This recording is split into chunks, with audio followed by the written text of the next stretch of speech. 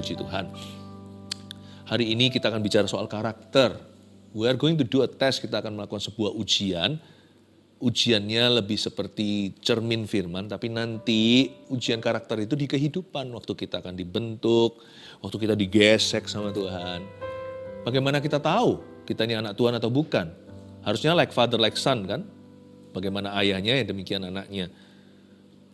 Yang namanya buah itu jatuh nggak jauh dari pohonnya. Nah kita ini jatuhnya jauh-jauh nggak dari Kristus. Lihat karakternya. Mari kita buka sama-sama firman Tuhan ini, kasih judul karakter anak-anak Allah. Matius 4 ayat 1-11. Mari kita buka bersama. Ini ketika Yesus dicobai, yaitu pencobaan di padang gurun ya. Matius 4 ya.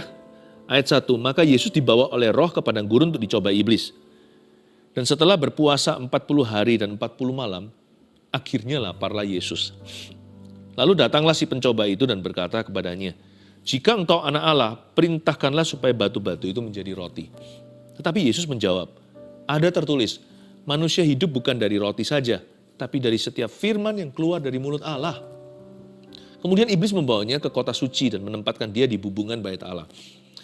Lalu berkata kepadanya, jika engkau anak Allah, jatuhkanlah dirimu ke bawah, sebab ada tertulis, mengenai engkau, ia akan memerintahkan malaikat-malaikatnya, dan mereka akan menatang engkau di atas tangannya, supaya kakimu jangan terantuk kepada batu. Yesus berkata kepadanya, ada pula tertulis, janganlah engkau mencobai Tuhan Allahmu. Dan iblis membawanya pula ke atas gunung yang sangat tinggi dan memperlihatkan kepadanya semua kerajaan dunia dengan kemegahannya. Dan berkata kepadanya, semua itu akan kuberikan kepadamu jika engkau sujud menyembah aku. Maka berkatalah Yesus kepadanya, enyahlah iblis, sebab ada tertulis, engkau harus menyembah Tuhan Allahmu dan hanya kepada Dia sajalah engkau berbakti. Lalu iblis meninggalkan dia dan lihatlah, malaikat-malaikat datang melayani Yesus. Ayat 1, maka Yesus dibawa oleh roh ke padang gurun untuk dicobai iblis. Jangan salah berbicara ya. Kadang-kadang kita mengucapkan kata-kata yang keliru seperti ini. Oh, aku dicobai oleh Tuhan. Tuhan gak pernah mencobai ataupun dicobai. Semua yang baik, sempurna datang dari Bapa. Jangan sesat hati kita dan juga jangan sesat lidahnya. Yesus itu dicobai iblis, tapi dia dibawa oleh roh. Dituntun oleh Roh Kudus ke padang gurun dan dicobai oleh iblis di sana. Roh Kudus itu menuntun, roh jahat itu mencobai. Kemana Roh Kudus tuntun, di situ juga ada pencobaan. Berkat pun bisa menjadi godaan. Kemenangan pun seperti Elia. Bisa ada jebakan. Bukankah Elia setelah menang, dia ngambek sama Tuhan? Maka Yesus dibawa oleh roh, led by the Spirit. Tapi dicoba iblis, but tempted by the devil. Jadi kalau kita bicara, harus benar ya. Kita nggak dicobai oleh Tuhan. Hidup kita dituntun Tuhan, dan kita menghadapi pencobaan. Untung kita dituntun Tuhan. Kita bisa kalahkan pencobaan. Bayangkan kalau Tuhan tidak menuntun kita, kita dicobai, kita pasti gugur semua. Kita pasti jatuh tanpa pengharapan. Nggak mungkin bisa get up atau bangkit lagi. Dan setelah berpuasa 40 hari dan 40 malam, ini Yesus nih, akhirnya laparlah Yesus. Berarti tadinya hari ke-39 pun belum seberapa lapar. Yesus ini hidupnya itu dipenuhi dengan misi Bapa. Orang yang punya misi tidak akan terlalu dijajah oleh keinginan tubuhnya. Yesus ini manusia. Dia adalah anak Allah. Allah yang menjelma menjadi daging dan darah. Tapi badannya adalah badan orang. Lahir dari seorang perawan Maria, apapun yang dari kandungan perempuan, dia adalah manusia. Jadi Yesus tahu lapar, lelah, haus seperti Anda dan saya. Bukan berarti Yesus nggak lapar, nggak makan sekian lama. Tapi pikiran Yesus nggak di sana. Saya tahu Tuhan Yesus sedang puasa. 40 hari itu memikirkan you and me. Engkau dan aku. Hidup itu diisi ya, kalau kita adalah anak-anak Tuhan, kita nggak jauh-jauh jatuhnya dari pohonnya. Like father, like son. Seperti Yesus ya. Yesus itu sibuk memikirkan orang lain dan kepentingan kerajaan Bapa di sorga. Kita juga tidak boleh hidup bagi diri sendiri. Kalau enggak nanti kita semua akan manja. Dan Yesus puasa untuk kita. mempersiapkan dirinya untuk menjadi Mesias bagi Anda dan saya. Kita juga mempersiapkan hidup kita ini untuk orang lain. Cikal bakal karakter adalah hidup untuk kepentingan yang lebih tinggi. Karakter itu bukan positif personality atau kepribadian yang positif. Karakter itu bicara terlebih dahulu tentang priority atau prioritas hidup. Carilah dahulu kerajaan sorga dan kebenarannya. Utamakan Tuhan dan kepentingannya. Lalu utamakan orang lain juga di samping kepentinganmu sendiri. Kalau kita bisa hidup seperti ini, kita tidak akan mudah untuk dikit-dikit meraung sakit, dikit-dikit mengeluh lapar. Fokus hidupmu itu jangan pada dirimu. Fokus hidup kita itu harus pada sesuatu yang lebih tinggi. A purpose-driven life atau hidup yang punya tujuan. Yang didorong dengan hembusan nafas firman. Hidup kita itu punya goal yang lebih tinggi. Ayat 3, lalu datanglah si pencoba itu dan berkata kepadanya. Ini setan mulai masuk di dalam gambar. Iblis berkata begini, jika engkau anak Allah, perintahkanlah supaya batu-batu itu menjadi roti. Tetapi Yesus menjawab, ada tertulis, manusia hidup bukan dari roti saja, tetapi dari setiap firman yang keluar dari mulut Allah. Pencobaan nomor 1, di sini ada 3. Setan berkata, jika Yesus adalah anak Allah, diperintahkan supaya batu itu menjadi roti karena Yesus sudah mulai kelaparan.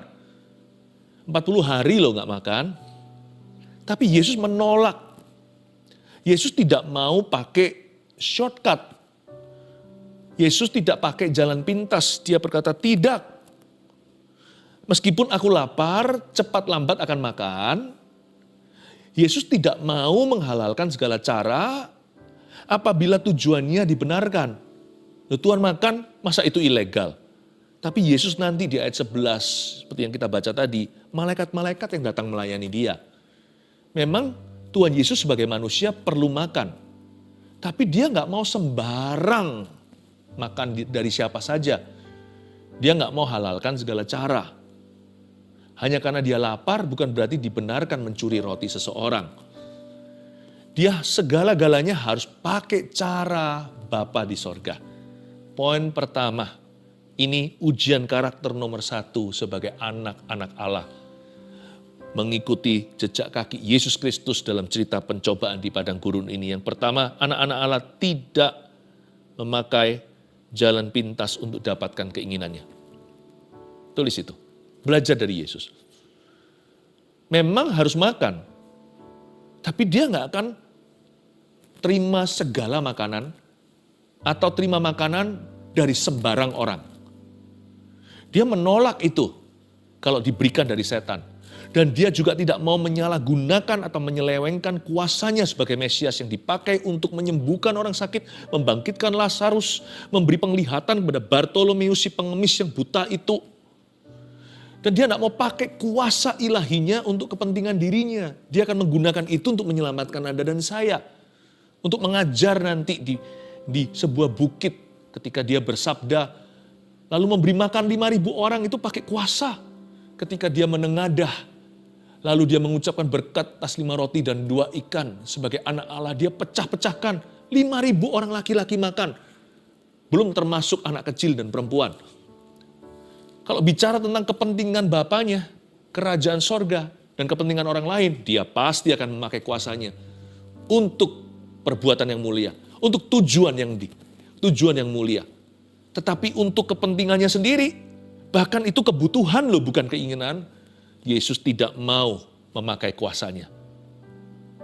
Padahal bisa, kalau dia berkata, hai batu, jadilah roti, itu jadi. Karena Yesus adalah firman. Pada mulanya adalah firman, firman itu bersama dengan Allah, firman itu adalah Allah, firman itu menjelma menjadi manusia. Siapa lagi kalau bukan Yesus Tuhan? Yesus kalau ucapkan sesuatu itu firman. Kalau kita kan harus ucapkan firman, karena kita bukan firman, karena kita adalah daging dan darah, keturunan Adam dan Hawa. Kalau Yesus itu firman, dia tidak lahir dari sperma manusia berdosa, sekalipun dari kandungan seorang perawan. Yesus itu firman, jelmaan firman. Jadi Yesus ngomong apa itu firman. Yesus bilang apapun itu sudah kata-kata terakhir, itu sudah konklusi, sudah keputusan, udah final ceritanya. Jadi kalau Yesus berkata, hai batu jadilah roti, jadi pabrik roti itu. Tapi Tuhan gak mau. Karena itu demi kepentingannya. Dia belajar untuk sabar, dia belajar menanti sampai itu diberikan sebagai penyediaan Bapa. Dia belajar taat sebagai manusia, ajari kita bagaimana untuk sabar menanti janji. Anak-anak Allah seperti Anda dan saya harus ikut Yesus. Tidak boleh memakai jalan pintas untuk dapatkan keinginan kita. Apalagi untuk berbuat dosa. Anak-anak muda sekalipun ada dorongan seksual, semua bujangan, normal.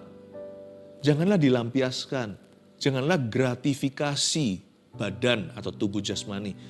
Iya kalau seumpamanya kita melakukan suatu dosa seksual itu bisa memuaskan. Buktinya malah kecanduan. Dosa seks itu nggak bisa dijawab dengan seks. Nggak bisa. Malah kecanduan. Bukannya jadi reda, malah menjadi-jadi. Makanya itu jauh lebih baik pengendalian diri dan punya visi yang lebih tinggi. Lebih baik kalau kita mempersiapkan diri untuk hari esok ketika berkat itu legal diberikan di dalam pernikahan. Anak-anak muda belajar sabar. Jangan pakai jalan pintas, masturbasi, pornografi. Hanya karena memang ada dorongan. Sudah bukan lagi keinginan, menjadi kebutuhan katanya, kebutuhan biologi. Hanya karena kita melihat orang di ATM lagi keluarkan cash dari sebuah mesin uang. Kita kalau lagi nggak punya duit nih, kepingin sekali rasanya punya uang segitu, apakah diperbolehkan kita merampok? Hanya karena ada keinginan, bukan berarti diperbolehkan ada tindakan. Belajar untuk serahkan, maka keinginan itu nggak akan melebih-lebih, nggak akan berlebihan. Keinginan itu kan dapat dikendalikan. Kalau kita serahkan ke tangan Tuhan, tidak lenyap, karena kita diciptakan demikian. Itu ada tujuannya nanti dalam pernikahan. Kalau kita menginginkan, misalnya seperti yang saya katakan tadi, mesin uang, keluarkan cash seperti itu di ATM mesin, itu mungkin bisa menjadi dorongan supaya Anda kerja rajin dan ulet jadi orang ketika dalam usahanya gigih berjuang agar supaya suatu hari diberkati. Karena firman Tuhan berkata, rajin itu pangkal berkat. Bukan untuk kita merampok. Jadi kita harus salurkan, bukan lampiaskan, salurkan dengan benar ke hal-hal yang dikatakan oleh firman adalah kehendak Tuhan. Salurkan secara positif. Karena kalau kita melakukan apa-apa hanya untuk gratifikasi atau memuaskan diri, nggak akan bersih. Bukan hanya merasa guilty, merasa tidak layak setelahnya, tapi kita menjadi ketergantungan. Karena itu jalan pintas bukanlah jalan keluar. Kalau orang yang sudah dewasa mau pakai jalan pintas supaya lekas kaya, malah jatuh ke dalam berbagai macam godaan, pencobaan. Kata firman Tuhan, orang demikian malah justru menyiksa dirinya dengan perkara-perkara yang tidak perlu. Dia akan masuk ke dalam penderitaan-penderitaan yang karena salahnya sendiri. Biasanya masuk dalam hutang piutang karena serakah, karena tergesa-gesa. Daripada begitu, pakai jalan pintas, kita harus selalu pakai jalan firman. Cara Yesus menjawabnya luar biasa. Jika engkau anak Allah, perintahkan supaya batu ini menjadi roti. Yesus tidak bersedia. Bukan hanya Yesus nggak mau, Yesus menjawab begini, ada tertulis manusia itu hidup bukan dari roti saja. Kita itu hidup nggak demi perut. Kita juga nggak hidup demi, berapa senti di bawah perut. Tetapi dari setiap firman yang keluar dari mulut Allah, jangan jalan pintas, pakai jalan firman. Firman itu jalan, pelita bagi jalan, terang bagi jalan, pelita bagi kaki. Dan Yesus disebut sebagai jalan, kebenaran, dan hidup. Berarti Yesus adalah jalan, berarti dalam Yesus selalu ada jalan keluar. God will make a way where there seems to be no way. Tuhan akan membuka jalan di mana tidak ada jalan. Maka itu sabar dulu. Semua ada jalannya dalam firman. Ketika kita dicobai dan digoda, ingatkan diri sendiri. No.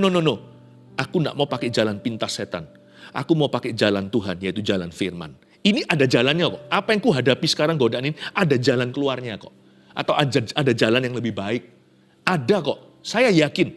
Maka ketika kita buka firman dalam tuntunan Roh Kudus, kita menemukan jalan. Dan jalan itu nggak tentu shortcut. Tidak tentu langsung cepat. Tapi jalan itu akan membentuk karakter kita menjadi seperti Tuhan Yesus. Ajari kita sabar. Ajari kita untuk bisa punya penguasaan diri yang tinggi. Ajari kita untuk bersyukur dalam segala keadaan.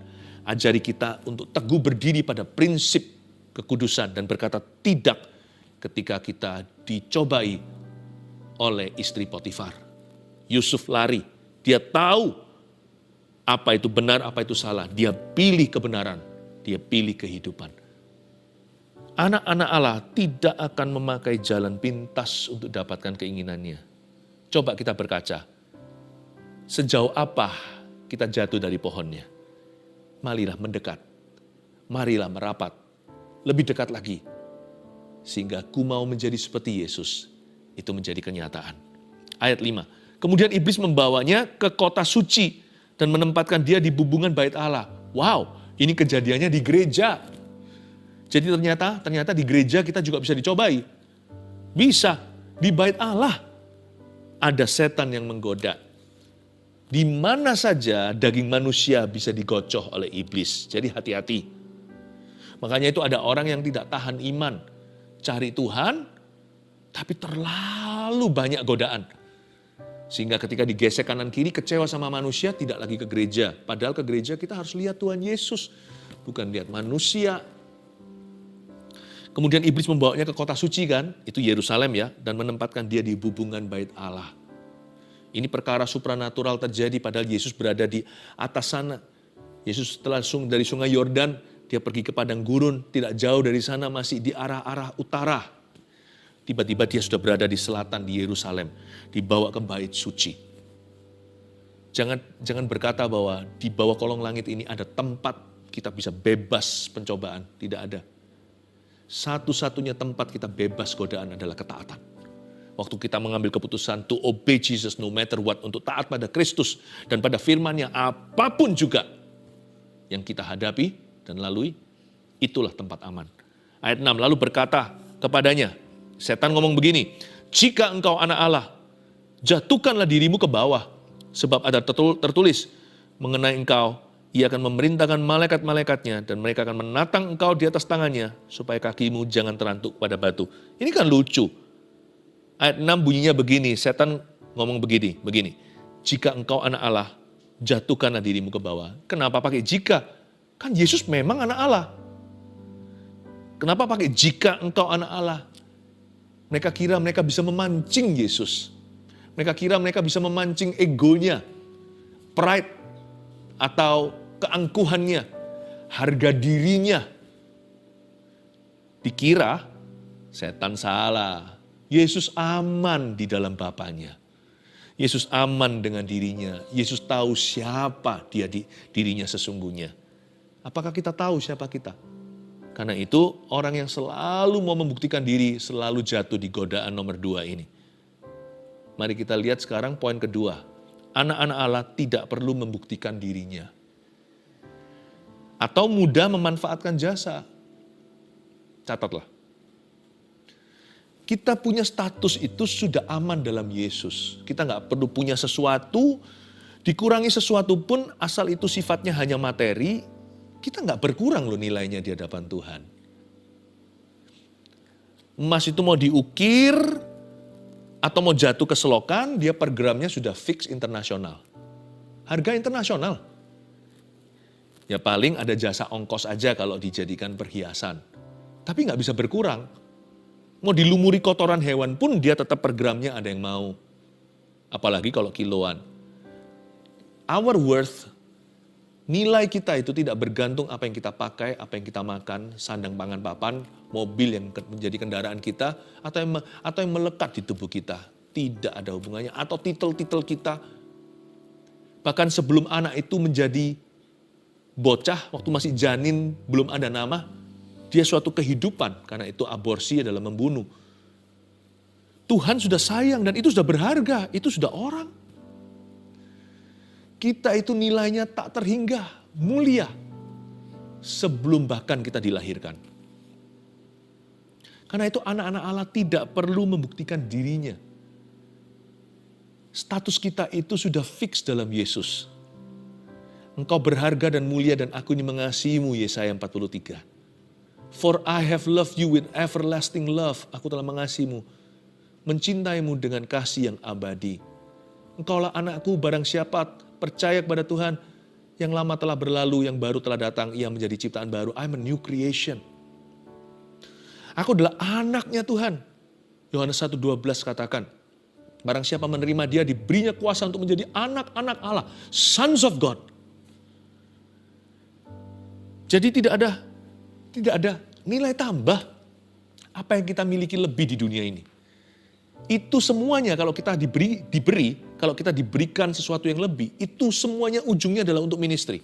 Agar supaya kita berguna, agar kita menjadi berkat dan memberkati orang lain juga. Tidak ada nilai lebih. Karena kita sudah maksimal nilainya, dibeli dengan darah. Kita ini dibeli agak overprice, agak berlebihan. Kan Yesus mati bagi setiap orang, sekalipun dia mati untuk seluruh dunia. Jadi kalau di dunia ini hanya ada satu orang saja yang berdosa, yaitu Anda, dia tetap akan mati di Kalvari. Bayangin, nilaimu dan nilai kita dengan nilai dia. Satu Yesus ganti satu kita. Berlebihan kan? Kembaliannya pun gak keruan. Saya loh sampah. Yesus itu pangeran sorga, pemilik bumi dan langit, menciptakan segala sesuatu. Anak Allah yang tunggal. Saya dia gantikan saya. Wah, kemahalan. Mestinya Yesus gak usah mati. Pingsan aja kemahalan untuk saya. Gak perlu sampai dibunuh, sampai menghembuskan nyawanya, nafas terakhir. Gak perlu itu, gak perlu sampai mati. Sekali aja Tuhan Yesus datang, lalu langsung naik ke sorga. Tidak perlu melalui salib. Hanya tilik aku aja saya sudah akan 1000, berjuta-juta, miliar-miliar terima kasih. Siapakah aku ini? Allah hendak menilik orang seperti saya. Mati untuk kita. Jadi kita gak perlu buktikan diri. Gak usah minder kalau kita lihat orang lain punya sesuatu lebih. Asal yang kita punya halal. Dan juga jangan sombong kalau kita punya lebih. Yang kita miliki lebih hanyalah uang ongkos ukir-ukiran saja. Nilai dasar kita per gram sama di mata Tuhan. Mau konglomerat atau seorang pengemis di jalanan, sama di mata Tuhan. Tuhan mati untuk kedua-duanya. Jadi gak usah membuktikan diri. Anak-anak remaja juga gak perlu rasa, wah gimana, tenanglah, lakon menang belakang. Kalau ada anak-anak muda yang dihina-hina sama temennya yang jor-joran, teman-temannya yang saingan masalah materi segalanya, tenang aja. Asal Anda sungguh-sungguh kelola kasih karunia yang ada di hidupmu, nanti suatu hari orang yang sombong itu mungkin bisa suatu saat bekerja di dalam company-mu. Saya selalu punya percaya, saya yakin anak muda kalau punya visi itu bahaya terhadap kerajaan setan. Karena dia tidak perlu membuktikan diri, dia adalah anaknya Allah. Orang seperti itu bawa janji Tuhan kemana-mana. Berkat Tuhan menyertai dia. Kebajikan kemurahan gak kurang-kurang. Selain itu tidak akan mudah memanfaatkan jasa. Kok bisa? Yesus disuruh pakai jasanya malaikat. Ayolah kata setan, kalau kamu anak Allah, lemparin dirimu dong. Nanti kan akan ada pas pampresnya. Kan ada secret service-nya Bapakmu di sorga. Akan menatang engkau di atas tangannya supaya kakimu jangan terantuk pada batu. Yesus tidak mau memanfaatkan jasa malaikat. Padahal dia berhak, dia yang punya sorga, punya langit dan bumi. Yesus berkata, ada pula tertulis, janganlah engkau mencobai Tuhan Allahmu. Jangan gampang manfaatkan. Hanya karena orang berkata, gak apa-apa, datang aja. Kita jangan datang tiap hari. Kitab Amsal katakan nanti di out welcome. Dari welcome jadi out welcome. Welcome-nya out. Ya. Atau ada orang berkata, kalau perlu-perlu ya, hubungi saya. Dihubungi, padahal gak perlu-perlu sekali. Saya jadi orang belajar untuk ikuti tapak kaki Yesus. Kalau nggak perlu banget, kalau bukan untuk Tuhan atau untuk orang lain, saya biasanya nggak buka mulut. Tapi kalau orang lain dipertaruhkan, saya biasanya akan minta sama seseorang yang saya kenal. Koneksi yang Tuhan beri, saya berkata, tolonglah, kamu tolong. Itu pun saya harus tahu dulu nolong apa. Karena jasa orang saya hargai setinggi-tingginya. Jasa orang itu saya hargai, kebaikan hati mereka, kepercayaan yang mereka berikan itu saya hargai itu setinggi-tinggi langit. Hanya berada di bawah worship saya akan Tuhan. Setelah worship penyembahan saya akan Tuhan, turun ke bawah itu saya hargai kebaikan orang. Saya nggak pernah lupa orang yang berjasa di hidup saya. Nggak akan pernah. Apalagi ketika saya ada di dalam posisi terpuruk di bawah, itu saya nggak pernah lupa teman sejati itu siapa. Itulah keluarga sesungguhnya, nggak tentu berhubungan darah. Itulah sebabnya saya nggak main-main. Kalau orang memberi kepercayaan, ada apa-apa, hubungi saya. Saya tidak akan hubungi. Saya tidak akan gampangkan orang. Setiap kali kalau kita mau gampangkan atau memanfaatkan atau meremehkan kebaikan orang, apalagi kepercayaan mereka, ingat ya, aku ini anak Tuhan. Katakan pada dirimu sendiri, aku anak Tuhan. Anak Tuhan tidak boleh begitu. Anak Tuhan itu nggak begini. Anak-anak Allah itu punya wibawa. Ya, nggak merengek untuk dirinya. Tapi kalau saya suruh merengek untuk Anda, saya mau. Saya akan merengek di pintunya sorga dan berkata, tolong bless my family. Tolong berkati saudara seimanku Tuhan, kasih Roh Kudus sama orang itu. Tuhan sembuhkan dia. Ya. Mari kita belajar untuk punya wibawa yang baik di hadapan Tuhan. Anak-anak Allah tidak perlu buktikan dirinya dan tidak mudah untuk memanfaatkan jasa sesamanya. Ya, belajar hargai ya orang-orang. Ingat ya, kita adalah anak-anaknya Allah. Kita anak-anaknya Tuhan. Nggak boleh jatuh jauh-jauh dari pohonnya. Yesus berkata kepadanya, ada pula tertulis, janganlah engkau mencobai Tuhan Allahmu. Jangan dicobai. Jangan dikeskan kepercayaan itu seperlunya. Yesus berkata, this time I'm not gonna use the angels. Kali ini aku nggak akan pakai malaikat. Enggak. Nggak mau repot ya. Jangan cobai Tuhan. Tuhan bisa, aku tahu. Tapi apakah perlu? No. Pergi aja setan. Jangan godai aku yang ginian. Aku tidak akan pernah memakai hambanya bapakku.